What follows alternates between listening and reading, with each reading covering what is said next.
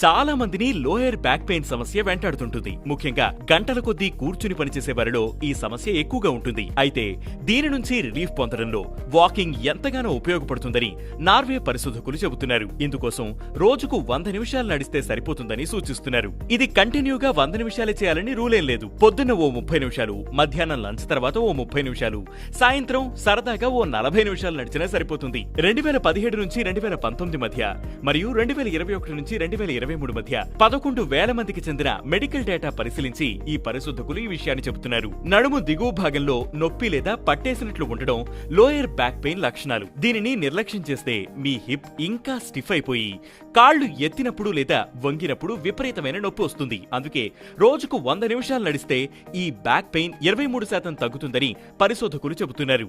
వాకింగే కదా అని సింపుల్ గా తీసుకోవద్దు. మీరు అడుగు వేసే ప్రతిసారి మీ వెన్నెముక ఫిట్ అవుతూ ఉంటుంది. దీనివల్ల మీ స్పైనల్ టిష్యూస్ యాక్టివ్ గా ఉంటాయి. ఈ వాకింగ్ వల్ల మీ core, glutes, hips and pelvic muscles activate అవుతాయి. అంతేకాదు వాకింగ్ వల్ల మీ వెన్నెముక కూడా బ్యాలెన్స్డ్ గా ఉంటుంది. అధిక బరువు ఉండడం వల్ల కూడా లోయర్ బ్యాక్, జాయింట్స్ పై భారం పడుతూ ఉంటుంది. వాకింగ్ వల్ల ఆ సమస్య కూడా సాల్వ్ అవుతుంది.